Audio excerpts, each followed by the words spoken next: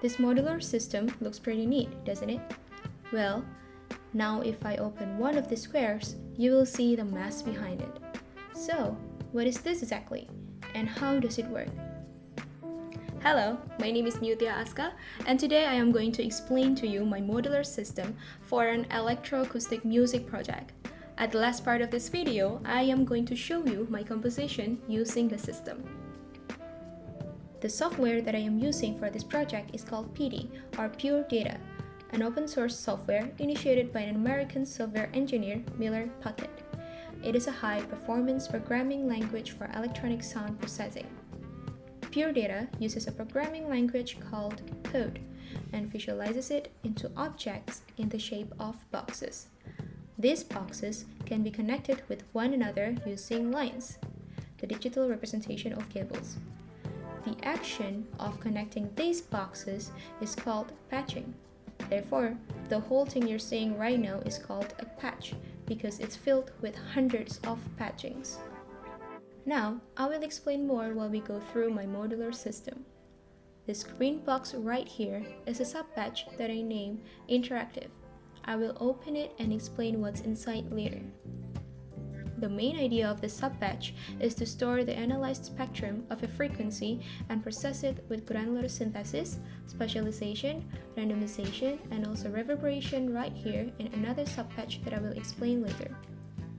This analysis system is based on FFT, or Fast Fourier Transformation, which basically divides a frequency into parts of equal size and then outputs it as amplitude and phase. So, the spectrum analyzer allows us to detect partials of a frequency and then outputs it as numbers that we can recall and process again with another system. Now, let's open this interactive subpatch.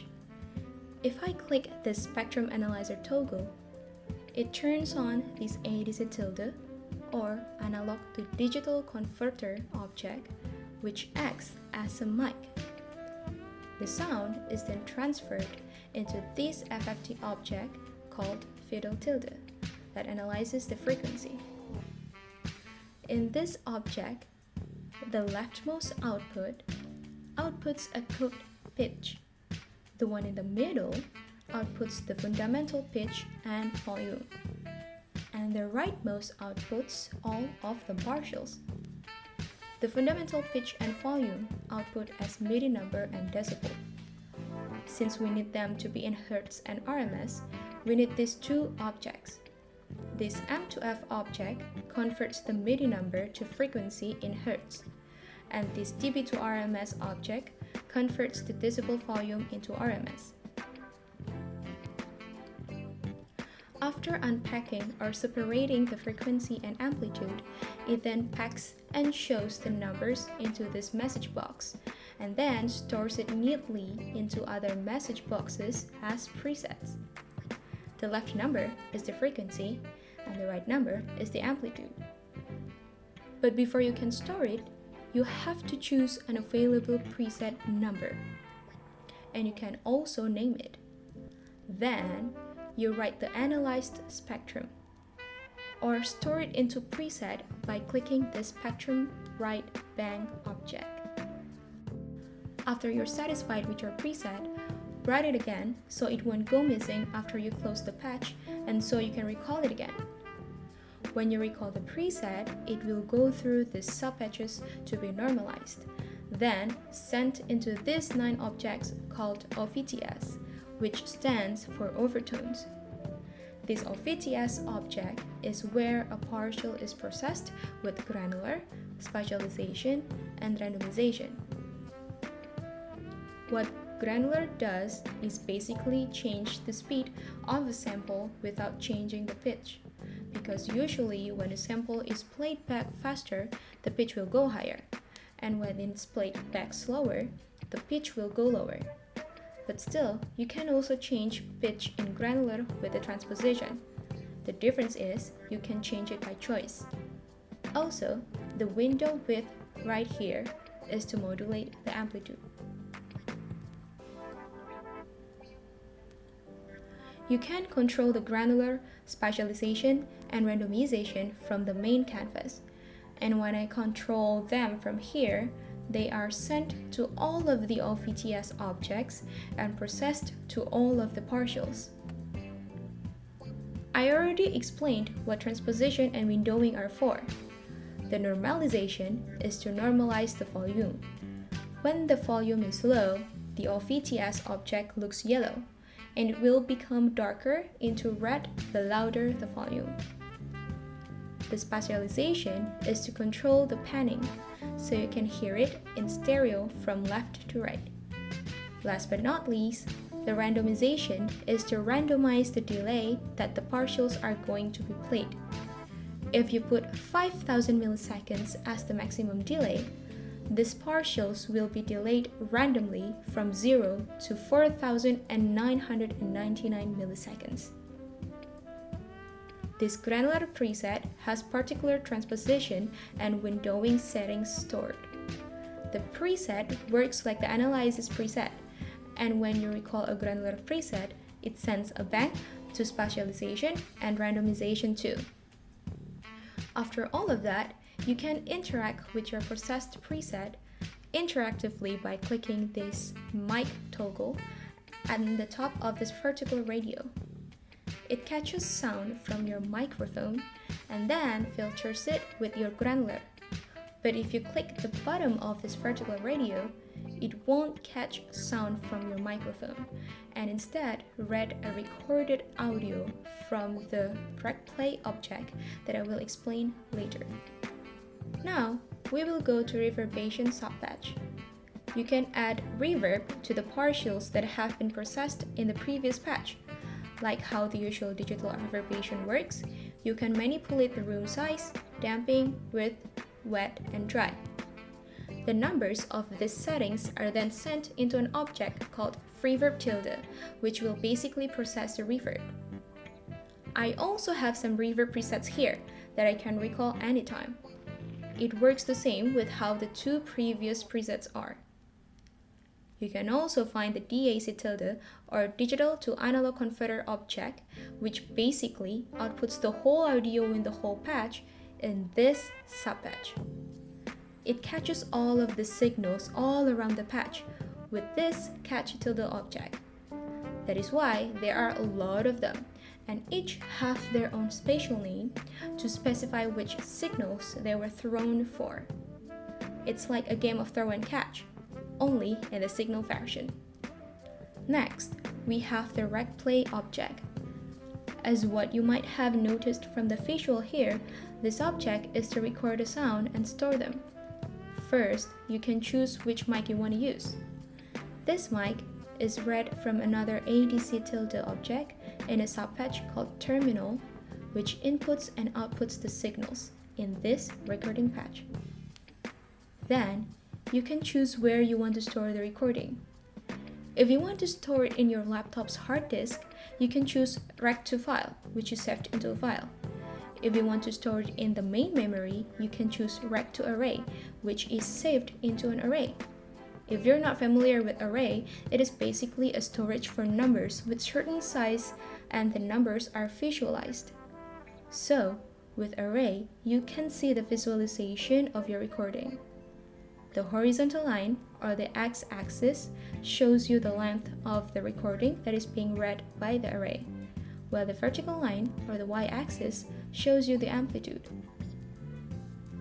After you choose where your recording is going to be stored, you can name it and save it as a preset so you can load it again. Then you can start recording. If you want, you can add an automation so the recording will stop without you having to click anything. You can do it by putting the recording duration here in milliseconds, and then it will be stored into this number box. When you click record, it will open a gate to trigger a delay with the duration you've input, and then it will stop the recording.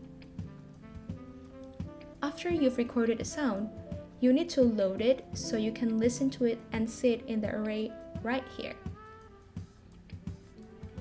You can also load a recording that you've recorded outside of the software by clicking this open bang that triggers an object called Open Panel. That object will open a panel in your laptop and you can choose whatever recording you want in a WAV file. Now, for the outpass. You can choose which outpass to output your recording. If you choose bypass, it's going to sound like how it is recorded without a filter. If you choose to reverb, it is processed with reverbation. And if you choose to granular, it is processed with a granular synthesis from the interactive subpatch. If you go to terminal subpatch, you can see 3 gates in which you choose those outpasses. The signals are sent with a throw tilde object to the DAC tilde. These 2 are for bypass, these 2 are for to reverb, and this one is for to granular. For the playback, you can play it at normal, fast, or slow pace. You can also play it forward and backward. The middle bang object numbered 0 means the sample in this array are not read, or the audio is not played back. If you click the right bang numbered 1, it is played forward at a normal speed. If you click the left bang numbered -1, it is played backward at a normal speed. The space between 0 to 1 and 0 to -1 plays the audio at a slower speed, and any number above 1 and below -1 plays the audio faster and faster. You can change the volume right here with a vertical slider, and you can change the panning right here with a horizontal slider. You can also click the random pan bang to randomize the panning of the audio. You can also play back only a certain place from the audio by placing these sliders. If they're placed here, the array only reads the samples here to here. You can also loop the audio by clicking this toggle. We will move to these 2 objects that visualize the audio output. The one above visualizes all audio output. It uses 2 arrays to visualize the left and right signal outputs. And so you can monitor how loud the output is. There is a canvas that's colored yellow if the amplitude is low, and becomes darker to red as it goes higher. It is the same with the one below, but this one only visualizes the output of the partials that have been processed with granular synthesis.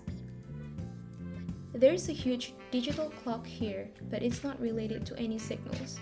This is a time guide for the performer, so the performer can keep track of where they are in the composition I've made with this modular system. It is filled with counters, which counts over a range, and the counts are triggered with metro objects that act as a metronome. Last but not least, the guide and the score. The whole patch for my composition is automated with a sequencer, and this visual here is a guide or a score for the performer to interact with the system. The automation is made with a cue list, a text-written sequencer.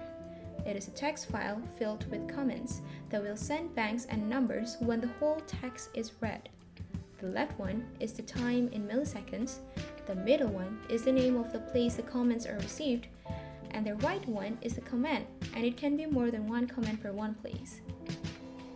To trigger the automation, there is an object called key, which outputs a number designated to the keyboard. If I press space on the keyboard, it will output the number 32 and trigger the sequencer. When the sequencer starts, these timestamps will blink when it is their turn. If the performer sees this blinking, then he or she should do the comments written here. So for my composition, it is called paper. Why paper? So while I was completing this project, I was wondering how my composition should be, so it is very accessible to people that are not as exposed to electroacoustic music as me this year, because that's what's happened to me before this year. So hence the paper, because you only need 2 instruments that you can find easily at home. It is paper with 2 kinds of weight. This is a thick paper and this is a thin paper. This is a usual A4 paper, and this is 80 GSM. you can use a thicker paper or a little bit thinner paper, but not as thin as the second one. The second one is a thin paper and it can be as thin as newspaper. I use cover paper for notebook for this composition. You can see it later in the video. So that's all you need, 2 kinds of paper, and then you only need a laptop, which I'm sure you already have, and also to download this software, which is really easy to download, and then the file that I will send you after you download Pure Data. So I hope you can enjoy this composition. It is really enjoyable recording it, although the patching is really hard, but I hope you can enjoy. You can hear it here, and then you can also record it at home and enjoy the sounds that you make interactively with just paper. Okay, so enjoy the composition. Bye!